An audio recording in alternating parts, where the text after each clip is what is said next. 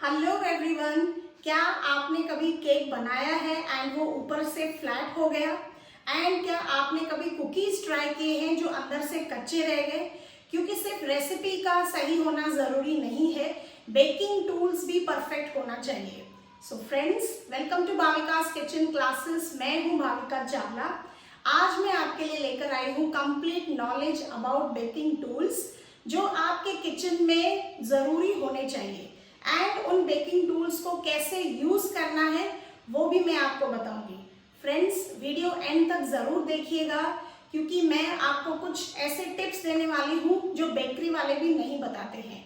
And अगर आप घर से बेकिंग प्रोफेशनली करना चाहते हैं तो ये वीडियो आपके लिए बहुत ही ज़्यादा इफेक्टिव है। एंड फ्रेंड्स, अगर आपको वीडियो पसंद आए तो लाइक, शेयर एंड सब्सक्राइब ज़रूर कीजिएगा। तो चलिए स्टार्ट करते हैं। तो सबसे पहले हम बात करेंगे इंग्रेडिएंट्स के मेजरमेंट के बारे में।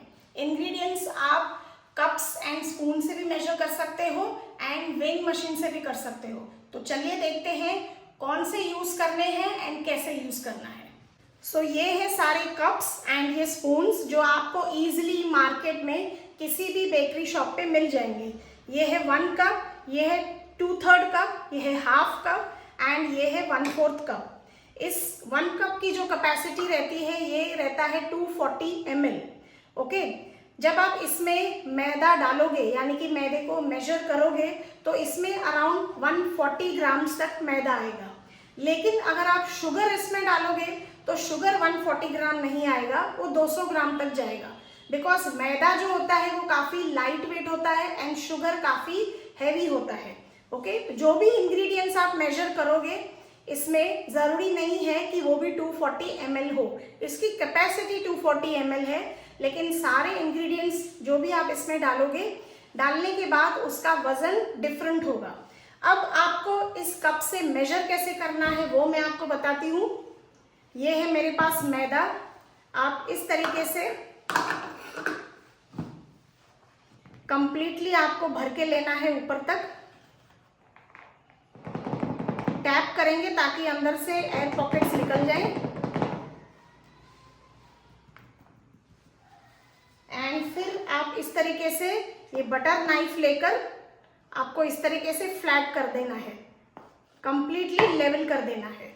तो इस तरीके से आप कप से मेजर करोगे एंड इसको जब आप वे करोगे तो ये 140 से लेकर 150 तक जाएगा।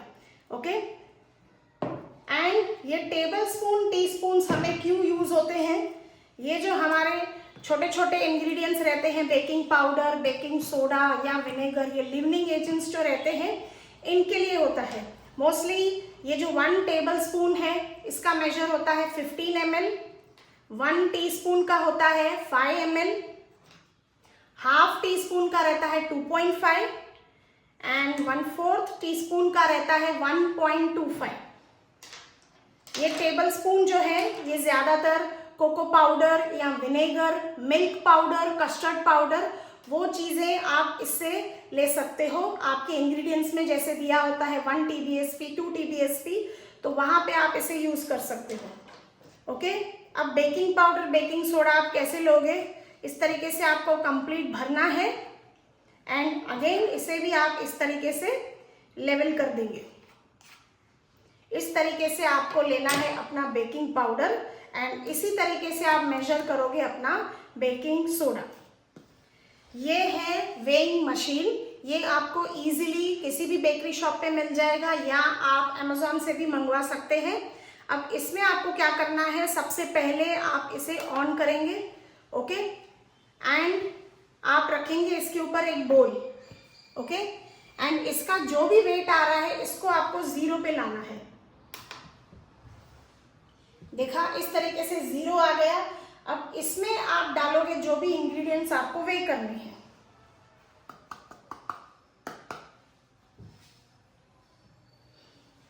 ये देखिए, मैंने आपसे पहले ही कहा था कि 1 कप में अराउंड 140 ग्राम मैदा जाता है। प्रॉपर 140 ग्राम हमारा मैदा वे हुआ है। तो इस तरीके से आपको अपने इंग्रेडिएंट्स को, जो लार्ज अमाउंट ऑफ इंग्रेडिएंट्स है, ऐसे आपको मेजर करना है। अब अगर कोई छोटी क्वांटिटी है जैसे कि बेकिंग पाउडर, बेकिंग सोडा, तो आप उसके लिए क्या करोगे, ये पेपर लाइनर्स इजीली मिल जाते हैं, ये बीच में रख दीजिए। ये मैंने लिया है बेकिंग पाउडर या बेकिंग सोडा, जो भी आपको लेना है। अब यहाँ पे 140 है तो आप इसे कर देंगे 0 एंड इसे डालेंगे। ये पेपर मैं इसलिए रख रही हूं ताकि अगर गलती से ज्यादा डल जाए तो आप उसे इजीली निकाल सकते हैं। ओके, इतना छोटा मेजरमेंट इस मशीन में आता नहीं है, इसलिए मैंने आपसे कहा कि आपको छोटे मेजरमेंट्स के लिए टीस्पून, टेबलस्पून यूज करना रहता है। ये जो छोटे छोटे इंग्रेडिएंट्स हैं इसके लिए आपको पॉकेट वेइंग मशीन की जरूरत पड़ती है, लेकिन अगर आप बिगिनर हैं तो आप टेबलस्पून एंड टीस्पून भी यूज कर सकते हैं। सेकेंड जो हमें बेकरी टूल कंपलसरी लगता है वो है ये हमारे स्पैचुला। जब भी आप स्पैचुला बाय करें तो आपको सिलिकॉन स्पैचुला ही बाय करना चाहिए, बिकॉज इसकी लाइफ काफ़ी अच्छी है, काफ़ी सालों तक चलता है, बहुत जल्दी टूटता भी नहीं है। ये देखिए, ये 1 पीस में इस तरीके से आता है। ये वुडन हैंडल वाला भी स्पैचुला है, इसे भी आप यूज़ कर सकते हैं। इसे मिक्सिंग करने में काम आता है। जब आपकी क्रीम एंड जो कुछ भी बैटर वगैरह है वो रेडी हो गया है तो साइड से स्क्रैप आउट करने के लिए आप इसे यूज़ कर सकते हैं, या आप कुकिंग में भी इन स्पैचुलास को इजीली यूज़ कर सकते हैं बिकॉज ये हीट रेजिस्टेंट होते हैं। ये वाला जो स्पैचुला है ये मैं आपको सिर्फ दिखा रही हूँ।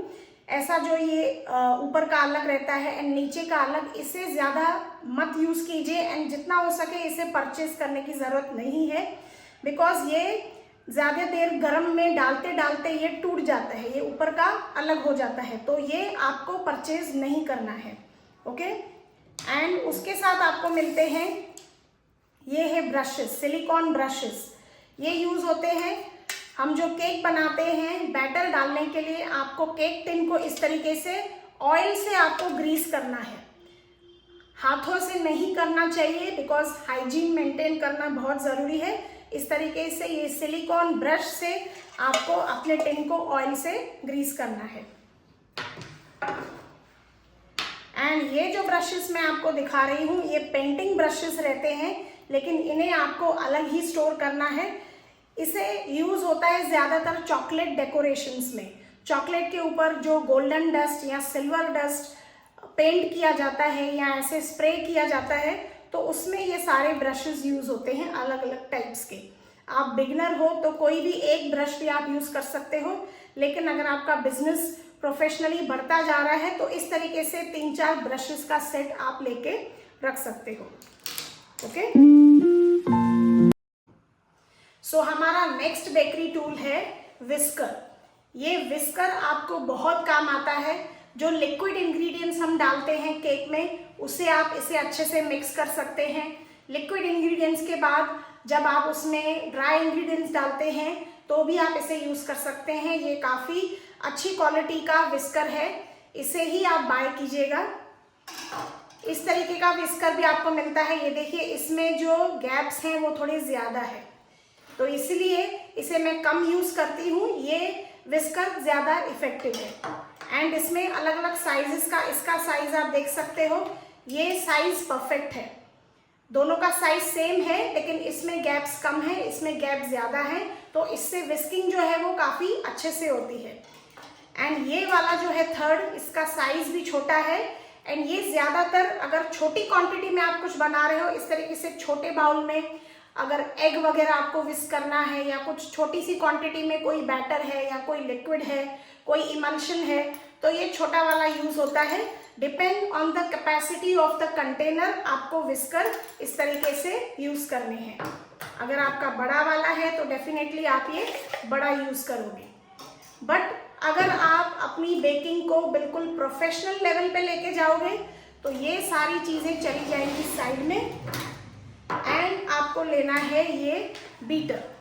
ओके, ये फिलिप्स कंपनी का बीटर है, आप किसी भी कंपनी का बीटर यूज़ कर सकते हैं। इसे आपको बैटर मिक्स करने में भी आप यूज़ कर सकते हैं, liquid ingredients, wet ingredients, and जो सबसे मेन बात है वो है क्रीम को विप करना। आइसिंग केक्स जब आप बनाते हो, क्रीम को विप करने के लिए ये बीटर आपको कंपलसरी चाहिए। एंड इसका जो वैट है वो होना चाहिए 300 से ऊपर। 300 से कम वैट का आपको बीटर नहीं यूज करना है, उससे आपकी क्रीम परफेक्टली बीट नहीं होगी। एंड इसे आपको, जैसे मैंने आपसे कहा, कुकीज का डो बनाने में, केक का बैटर बनाने में, क्रीम को विप करने में, कई सारी चीज़ों में आपको ये बीटर यूज होगा। उसके आगे आइसक्रीम बनाने में भी ये बीटर काफ़ी बेनिफिशियल रहता है। तो दिस इज द मस्ट। अगर आपने बेकिंग को नेक्स्ट लेवल पे लेके गए हो तो ये बीटर आपके लिए कंपलसरी है। नेक्स्ट हमारा बेकिंग टूल है मिक्सिंग बाउल्स। मिक्सिंग बाउल्स एक बहुत ही ज़रूरी चीज़ है अगर आप बेकिंग करते हो।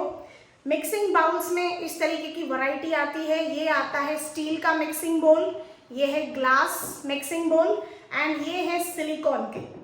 अब ये जो ग्लास का है, इसमें आप बैटर बना सकते हो, कुकीज़ का, केक्स का, कोई भी बेकरी प्रोडक्ट का इसमें बैटर बना सकते हो।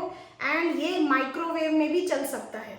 ओके, ये जो है सिलिकॉन बोल्स, इसमें भी आप बैटर बना सकते हो, क्रीम को विप कर सकते हो, एंड इन्हें भी आप माइक्रोवेव में यूज कर सकते हो। सिलिकॉन माइक्रोवेव में इजीली यूज होता है।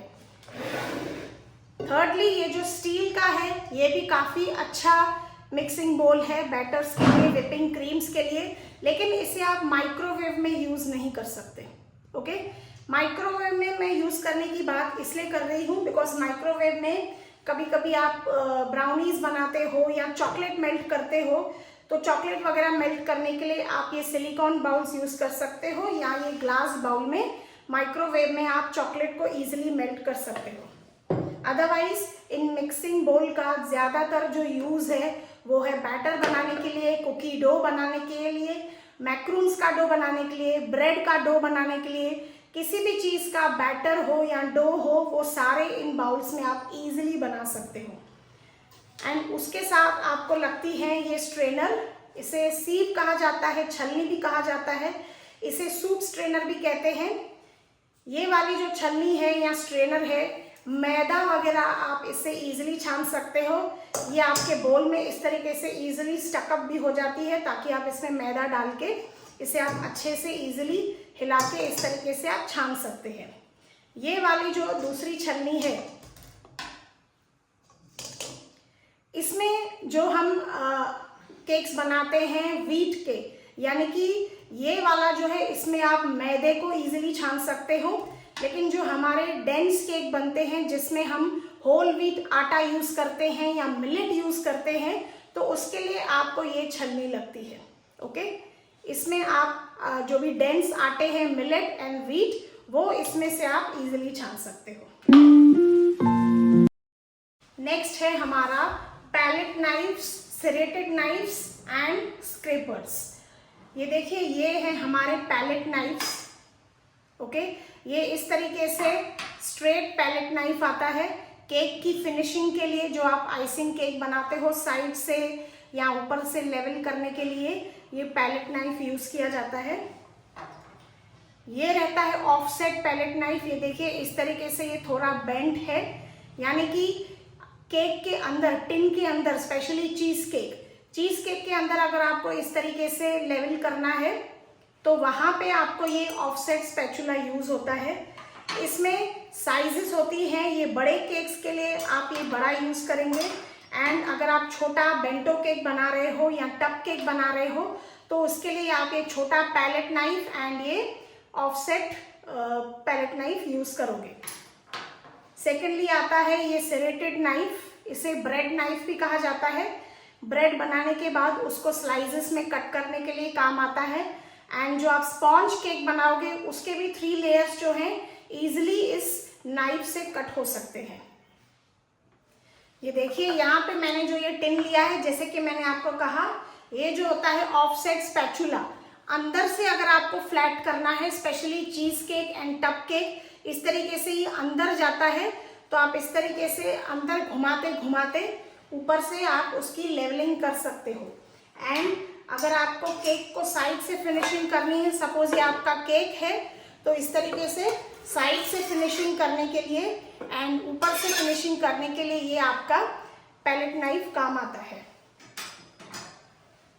उसे अच्छे तरीके से क्लियर फिनिश्ड केक को देने के लिए ये स्क्रैपर का यूज होता है। जो फाइनल क्लियरिंग हम करते हैं, इस तरीके से हम घुमाते जाते हैं, टर्न टेबल को घुमाते हुए। आप इमेजिन कीजिए कि ये मैंने यहाँ पे केक रखा है एंड इस तरीके से हम केक की फिनिशिंग में ये जो स्क्रैपर है फाइनल फिनिशिंग में काम आता है। अगर आप बिगिनर हैं तो इस तरीके से प्लास्टिक के स्क्रैपर्स भी आपको मिलते हैं, इसे भी यूज कर सकते हो। ये वाला जो स्टील का है ये ज्यादातर टॉल केक्स में यूज होता है एंड अगर आप छोटे केक्स बना रहे हो 4 इंचेस 5 इंचेस एंड ये जो 6 इंचेस केक टिन में यानी कि around 200 grams half KG cakes, उसके लिए आप या 1 केजी केक, उसके लिए आप ये प्लास्टिक के स्क्रैपर्स यूज कर सकते हो। एंड जो 2 से 2.5 किलो के टॉल केक्स होते हैं उसमें आपको ये स्टील का स्क्रैपर यूज होगा। अगर आपका केक टॉल होगा तो ये ज्यादा यूजफुल है।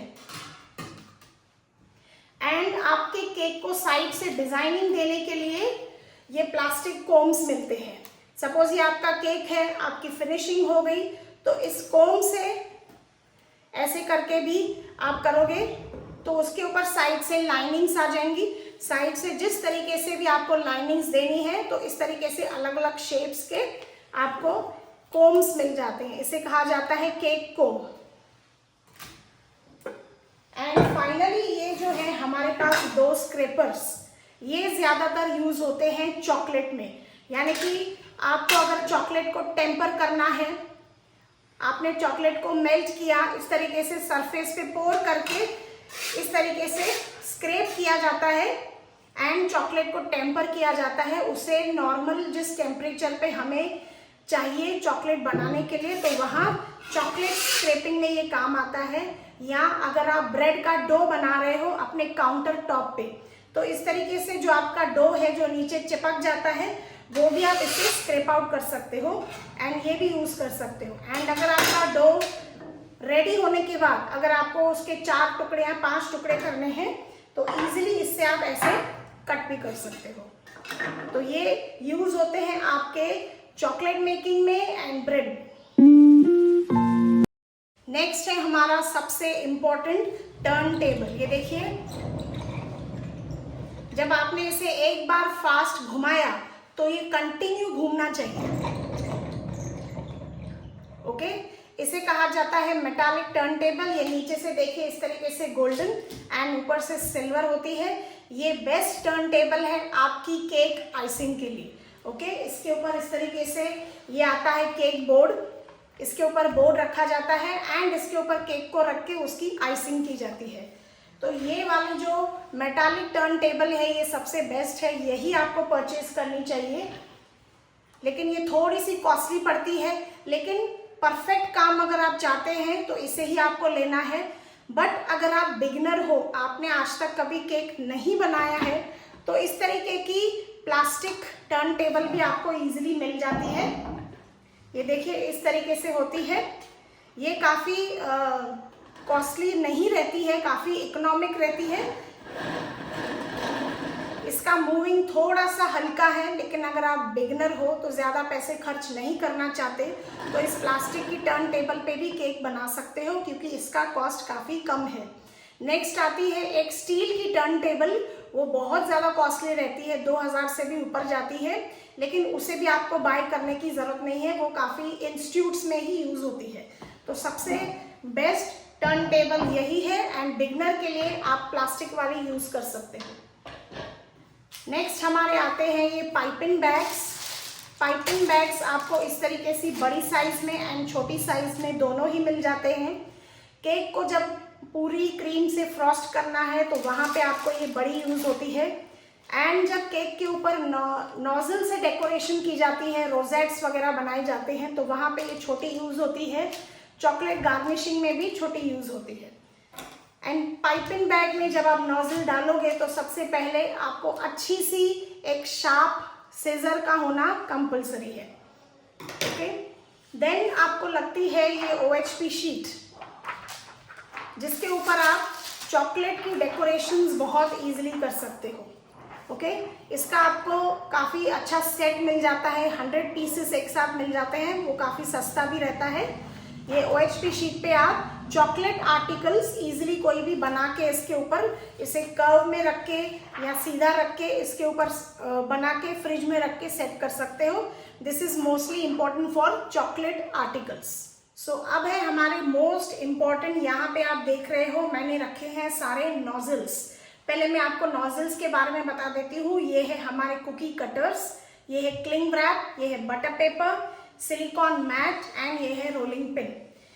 तो जब आप आइसिंग केक बनाना स्टार्ट करते हो उसके ऊपर डेकोरेशन इज कंपल्सरी जो होती है इन नॉजल्स के जरिए। जो मैंने आपको पाइपिंग बैग दिखाया उसमें ये नॉजल्स डाले जाते हैं। अब जैसे ही आप बेकिंग स्टार्ट करते हो तो आपको सारे नॉजल्स लेने की जरूरत नहीं है, ये कुछ बेसिक नॉजल्स आप ले सकते हो। जैसा कि ये है, ये राउंड नॉजल है। ओके, यानी कि साइड से क्रीम अगर आप लगाना चाहते हो फिनिशिंग करने से पहले तो इससे काफ़ी इजी हो जाता है। ये है आपका बास्केट नॉजल, बास्केट डिज़ाइन आप इससे बना सकते हो। ये छोटी साइज था, इससे आप बड़े बास्केट की डिज़ाइन बना सकते हो। सबसे इम्पॉर्टेंट आते हैं ये स्टार नॉजल्स। ओके, आप देख सकते हो ये है क्लोज्ड स्टार एंड ये है ओपन स्टार। इन दोनों से अलग अलग डिजाइन बनता है, यानी कि इससे रोजेट्स बनते हैं या छोटे छोटे फ्लावर्स बनते हैं। ज्यादातर उनको रोजेट्स कहा जाता है। इससे काफी शार्प, अच्छे एंड क्लीन रोजेट्स बनते हैं एंड इससे भी रोजेट्स बनते हैं। तो ये स्टार नोजल कंपलसरी आपको लेना है जैसे ही आपने केक डेकोरेशन का काम स्टार्ट किया है। इस तरीके से ये भी एक तरीके का स्टार नोजल ही आता है। रोजेट्स बनाने के बाद लीव्स बनाने पड़ते हैं, तो ये है आपका लीफ नोजल। ओके, फाइनली जो सबसे बड़ी बात होती है रोज। रोज बनाने के लिए हमें लगता है ये पेटल का नोजल। इससे आप पेटल्स बना सकते हो। ये नेल यूज करके इसे डाला जाता है पाइपिंग बैग में एंड इसके ऊपर रोज बनाया जाता है। इससे आपके छोटे पेटल्स बनेंगे, छोटा रोज बनेगा, सॉरी इससे बड़ा बनेगा। ये बड़ा वाला है, बड़े पेटल्स बनेंगे एंड इससे आपका बड़ा रोज बनेगा। एंड ये जो पेटल्स हैं इससे आपके सनफ्लावर के पेटल्स बन जाएंगे, तो इससे आप सनफ्लावर रोज बना सकते हो। तो ये हो गए नोजल्स जो आपको बाय करने चाहिए जैसे ही आपने केक बनाना स्टार्ट किया है। अगर आप कुकीज बनाते हो तो इस तरीके से कुकी कटर्स आपको इजीली मार्केट में मिल जाते हैं। आप डो को इस तरीके से रोलिंग पिन से, यहाँ पे मैं आपको दिखाती हूँ,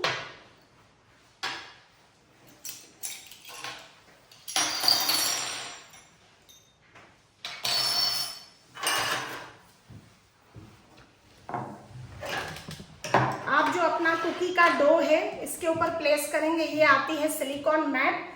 इस सिलिकॉन मैट को इस तरीके से फोल्ड करते करते आप जो कुकी का डो है उसे अच्छा खासा बना सकते हो, परफेक्ट फिनिश दे सकते हो। या ब्रेड का भी अगर आप आटा गूंद रहे हो तो ऐसे ऐसे फोल्ड करके आप अच्छी फिनिश दे सकते हो अपने डो को। एंड इस रोलिंग पिन से कुकी के आटे को इस तरीके से आपको रोल करना चाहिए, एक फ्लैट रोटी बना के। एंड उसके ऊपर ये सारे कटर्स आप यूज करके किसी भी शेप का कुकी बना सकते हो। ये कटर्स बेसिक कटर्स हैं, आपको जो पसंद हो, जो आपको इजीली अवेलेबल हो वो आप बाय कर सकते हो। ओके, फाइनली आ जाता है, ये है क्लिंग रैप, यानी कि ब्रेड का अगर आपने डो बोल में डाल के प्रूफ होने के लिए रखा है तो क्लिंग रैप से आप उसे कवर कर सकते हो। कोई भी चीज को कवर करने के लिए काम आता है, या आपने कुछ वेजिटेबल्स भी कट करके रखी हैं तो उसे भी इस क्लिंग रैप से कवर कर सकते हो। ये भी एक बहुत ही कंपलसरी आइटम है बेकिंग करते वक्त। एंड ये है बेकिंग पेपर, यानी कि जो आपकी टिन है उसके अंदर आपने ऑयल से ग्रीस कर लिया, नीचे आप बेकिंग पेपर भी लगा सकते हो या पार्चमेंट पेपर भी यूज कर सकते हो। अब फाइनली हम बनाएंगे केक, या हम बनाएंगे ब्रेड या मफिन्स या कपकेक्स या कुकीज। उसके लिए कौन सी टिन यूज होती है, एंड कौन सी ट्रेज यूज होती हैं, कौन से मोल्ड्स यूज होते हैं, चलिए वो देखते हैं।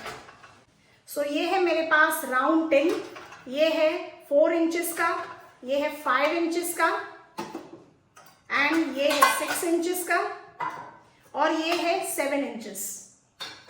अब आपको कैसे पता चलेगा कि ये जो 4 इंचेस, 5 इंचेस, 6 इंचेस या 7 इंचेस, ये कैसे आपको पता चलेगा? जब भी आप स्टोर पे बाय करने के लिए जाओगे, इस तरीके से बैक साइड आपको लेना है एंड ये स्टील रूलर आपके पास कंपलसरी होना चाहिए, आप बेकिंग स्टार्ट कर रहे हैं तो। एंड पीछे से इस तरीके से मेजर करना है। ये देखिए, ये 7 इंचेस का टिन है। बैक साइड से आप इस तरीके से मेजर करके अपनी टिन बाय कर सकते हो। ओके, अब सवाल आता है कि इन सब में बनेगा क्या? अब ये जो है 4 इंचेस का केक टिन, इसमें आप बना सकते हो बेंटो केक्स या केक टब्स। छोटे जो मिनी केक्स आते हैं वो आप इसमें बना सकते हो। ये जो 5 इंचेस का साइज है, इसमें आप ½ kg का केक, थोड़ा साइज में बड़ा यानी कि हाइट में बड़ा। उसके बाद है ये 6 इंचेस का टिन, इसमें भी ½ kg का केक बन जाएगा, लेकिन उसकी हाइट थोड़ी कम रहेगी। ये 7 इंचेस में आपका बनेगा 1 kg का केक। ठीक है, उसके बाद आपको मिलती है ये स्टील की रिंग्स। ये ज्यादातर यूज होती हैं आपका चीज केक बनाने के लिए। नीचे से आप फॉइल लगा दोगे एंड उसके ऊपर आपका नीचे बिस्किट का लेयर, ऊपर क्रीम का लेयर एंड नीचे से आपको फॉइल लगाना है। आपको पहले ट्रे रखनी है, ऐसी आप ट्रे लोगे, ये रिंग लोगे एंड इस रिंग के नीचे आपको फॉइल से कवर कर देना है एंड इसके अंदर पूरा बैटर डालोगे एंड इसे डालोगे आप ओटीजी में या ओवन में। इसमें आप चीज केक बना सकते हो। एंड ये जो ट्रे मैं आपको दिखा रही हूँ, इसके ऊपर आप बना सकते हो कुकीज।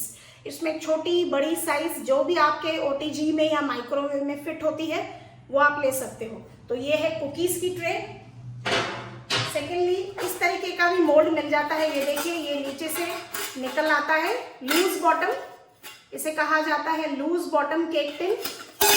ये भी चीज केक बनाने में काम आता है। ये है हमारी कपकेक्स की ट्रे। इसमें आप कपकेक्स या छोटे मफिन्स बना सकते हो। इस तरीके से आप इसमें लाइनर्स लगा दोगे। इस तरीके से लाइनर्स लगा के इसमें आप बैटर फिल करके इसमें आप कपकेक्स बना सकते हो एंड उसके ऊपर आप फ्रॉस्टिंग्स कर सकते हो, या आप इसमें छोटे छोटे मफिन्स भी बना सकते हो। मफिन्स बनाने के लिए कुछ लाइनर्स आपको ऐसे मिलते हैं जो आप डायरेक्ट इस ट्रे पे रख सकते हैं।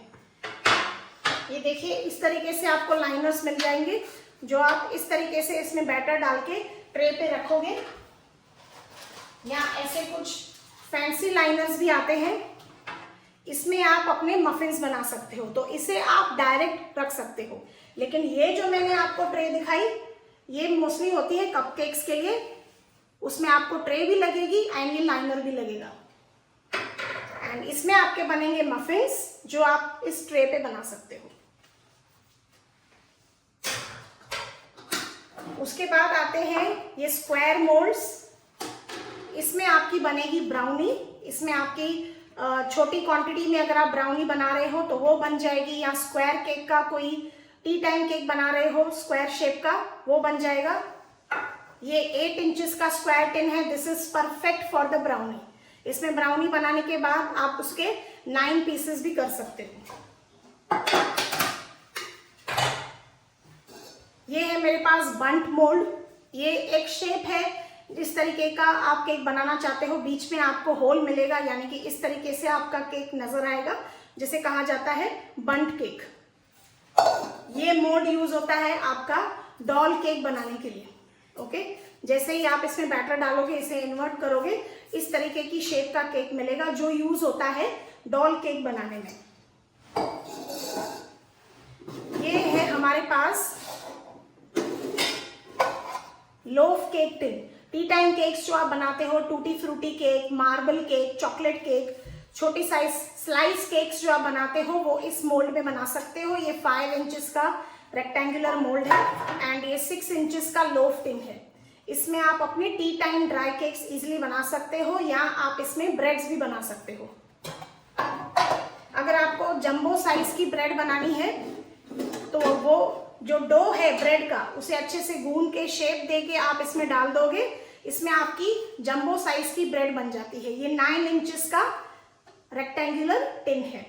ओके, एंड इसके साथ इस तरीके से कवर भी आता है जिससे आपकी जो ब्रेड है वो बिल्कुल फ्लैट आएगी ऊपर से। अगर आप ब्रेड इसमें बनाओगे तो ऊपर से थोड़ा सा डोम आएगा आपके ब्रेड को, लेकिन अगर आपको फ्लैट ब्रेड चाहिए तो ये कवर वाला आप टिन यूज कर सकते हो। यहाँ पे है मेरे पास ये रैक, इस पे आप बनाओगे अपना पिज्जा बेस आपने रेडी कर लिया, आटा जो है आपने रोल कर लिया एंड इसके ऊपर रख दीजिए एंड इसे डाल दीजिए ओटीजी में, तो आपका बेस अच्छे से बेक हो जाएगा। बेस बेक होने के बाद उसके ऊपर आप सॉस, चीज एंड टॉपिंग्स लगा के अगेन आप इसे ट्रे के ऊपर रख के अपना पिज्जा बेक कर सकते हो। ओके, तो ये मोस्टली यूज होती है पिज्जा बनाने के लिए।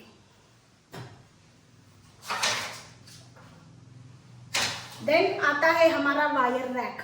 आपका कोई भी प्रोडक्ट बेक होकर रेडी हो चुका है, चाहे वो आपका केक है या ब्रेड है या कुकीज है, कुछ भी है। सपोज आपका केक बेक होके निकला है, जैसे ही बेक होके निकलता है इस वायर रैक पे आपको इसे रखना है ताकि नीचे से जो गर्म हवा आती है वो निकल जाए। अगर आप इसे डायरेक्ट नीचे रख दोगे तो नीचे से पानी छूटेगा और नीचे से वो गीला हो जाएगा। तो वायर रैक लेना कंपलसरी है। केक आप उसके ऊपर रखोगे तो कंडेंसेशन नहीं होगा, नीचे से गीला नहीं होगा। या कुकीज या मफिन्स वगैरह भी आप बेक करके निकालते हो तो इस तरीके से वायर रैक पे रखना है। तो ये वायर रैक लेना भी कंपलसरी है।